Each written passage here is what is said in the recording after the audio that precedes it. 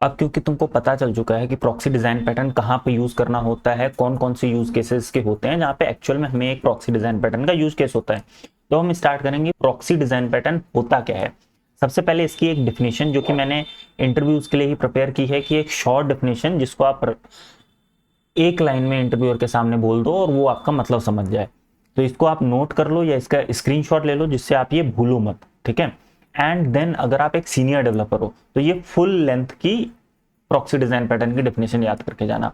अब अगर most simple words में प्रॉक्सी डिजाइन पैटर्न बोलूं मैं, तो ये होता है कि आपका एक रियल ऑब्जेक्ट है। अब हो सकता है वो ऑब्जेक्ट क्रिएशन कर रहा हो सकता है वो पेमेंट कर रहा हो सकता है वो आपके बैंक बैलेंस से बैलेंस चेक कर रहा हो। उस तक पहुंचने के लिए या उससे पहुंचने से पहले कोई ऐसा ऑब्जेक्ट जो कि परमिशन चेक करे, जो कि कंडीशन चेक करे, उसे हम प्रॉक्सी ऑब्जेक्ट बोलते हैं। और इस प्रॉक्सी ऑब्जेक्ट को इंप्लीमेंट करने के तरीके को हम प्रॉक्सी डिजाइन पैटर्न कहते हैं। तो चलो, अब आपने इसकी डेफिनेशन नोट कर ली होगी। अब हम देखते हैं कि इसके कितने टाइप्स होते हैं। तो अभी के सिनेरियो में प्रॉक्सी डिजाइन पैटर्न के 5 टाइप्स होते हैं। वर्चुअल प्रॉक्सी, प्रोटेक्शन प्रॉक्सी जो कि परमिशन चेक करता है जैसे बैंक सर्वर्स में या यूपीआई एप्स में। रिमोट प्रॉक्सी जो कि चेक करता है कि कौन सी कंडीशन में हमें रिमोट से डेटा फेच करना है। In the same way caching proxy and smart proxy, ठीक है, जिसमें हम कुछ एक्स्ट्रा और लॉजिक लगा देते हैं जो कि बिजनेस लॉजिक के ऊपर होता है, ठीक है। तो अब हम वन बाय वन इन सबके इंप्लीमेंटेशन देखेंगे, लेकिन सबसे पहले हम देखते हैं कि प्रॉक्सी डिजाइन पैटर्न या प्रॉक्सी ऑब्जेक्ट हम कैसे यूज करते हैं। अब हम आ चुके हैं अपने VS कोड में और आप यहाँ पे देखो कि एक सिंपल सी सर्विस, एक एप्लीकेशन क्लास है जहाँ से हम अपने बैंक बैलेंस का बैलेंस चेक कर रहे हैं, ठीक है। और वहाँ पे हम बैंक बैलेंस, बैंक अकाउंट का एक नया ऑब्जेक्ट बना रहे हैं और वहाँ से हम कह दे रहे हैं शो बैलेंस। अब अगर मैं इसको रन करूँ तो ये हमको सिंपली एक जो भी बैंक बैलेंस इस टाइम पे हमारा होगा वो रिटर्न कर देगा, ठीक है।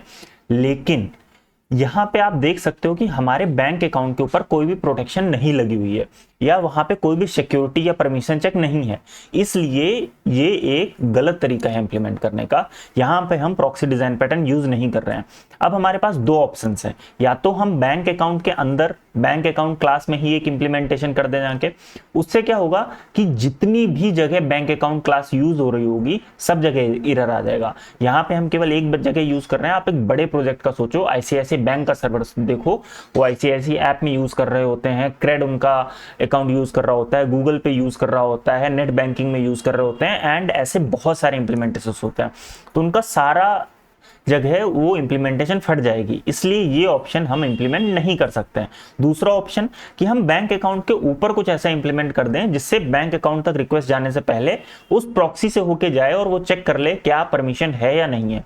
इसी को हम बोलते हैं प्रॉक्सी डिजाइन पैटर्न। तो चलो वो मैं आपको करके दिखाता हूं। तो हम यहाँ पे गए, सबसे पहले मैं यहाँ पे एक न्यू क्लास बना लूंगा जिसका मैं नाम रख दूंगा अकाउंट प्रॉक्सी, ठीक है, डॉट जावा। ओके, अब ये क्लास इंप्लीमेंट करेगी सिंपली हमारी बैंक सर्विस को, ठीक। अब मैं अकाउंट प्रॉक्सी बनाया क्योंकि ये बैंक अकाउंट के ऊपर जाएगी, इंप्लीमेंट्स बैंक सर्विस।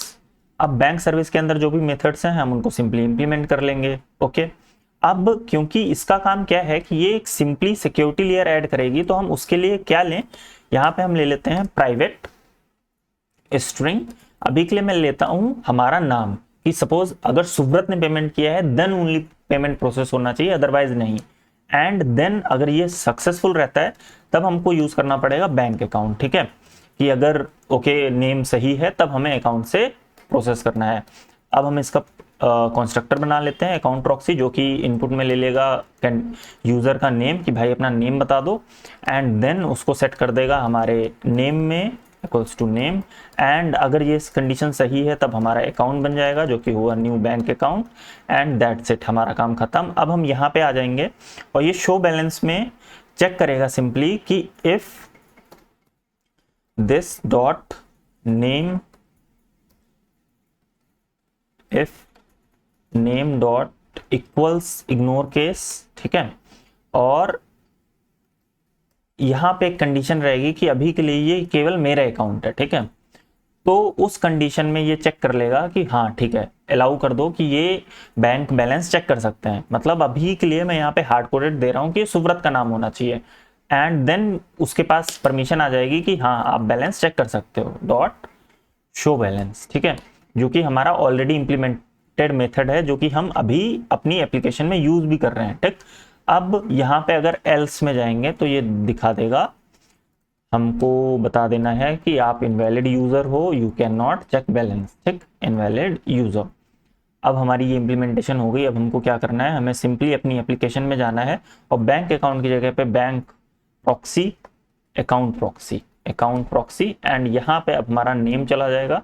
अभी के लिए मैं मान लेता हूँ सुब्रत, एंड क्योंकि ये मेरा अकाउंट है अब हम इसको रन कर देंगे। और आप यहाँ पे देखोगे कि जब मैंने सुब्रत लिखा हुआ है तो ये ईजिली यहाँ पे हमें हमारा अकाउंट बैलेंस बता देगा। अब अगर सुब्रत के अलावा कुछ चाहेगा, जैसे मैं यहाँ पे लिख दूँ प्रिंस, ठीक है, तब उस केस में क्या होगा, चलो देखते हैं। इसको मैंने रन किया और आप यहाँ पे देखोगे इनवैलिड यूजर प्रिंट हो गया है, इनवैलिड यूजर। इसका मतलब हमारी बैंक प्रॉक्सी परफेक्टली काम कर रही है। अब ये बैंक प्रॉक्सी मैंने यहाँ पे बोला, या अकाउंट प्रॉक्सी जो भी मैंने इंप्लीमेंट की है, यही एक टाइप होता है प्रोटेक्शन प्रॉक्सी का। क्योंकि अभी हमने टाइप्स देखे थे तो उसमें वर्चुअल प्रॉक्सी, प्रोटेक्शन प्रॉक्सी, सो ये एक टाइप है हमारा प्रोटेक्शन प्रॉक्सी का। मैं यहाँ पे लिख देता हूँ जिससे आपको इसका एग्जाम्पल याद रहे। ये हो गया हमारा प्रोटेक्शन प्रॉक्सी। और इसी तरीके से बाकी सारी प्रॉक्सी डिजाइन पैटर्न भी इंप्लीमेंट की जाती है। अब हम नेक्स्ट वीडियो में देखेंगे कि हम कैशिंग प्रॉक्सी कैसे इंप्लीमेंट करते हैं, क्योंकि ये बहुत सारी बड़ी बड़ी एप्लीकेशन जैसे गूगल, अमेजॉन ऐप्स ये सब यूज करते हैं, और वो कैसे डिसाइड करते हैं कि कौन सा ऑब्जेक्ट हमको कैश करना है, कौन सा ऑब्जेक्ट कैश नहीं करना है। तो आप सब्सक्राइब कर लो जिससे ये आगे आने वाला वीडियो आपसे मिस ना हो जाए।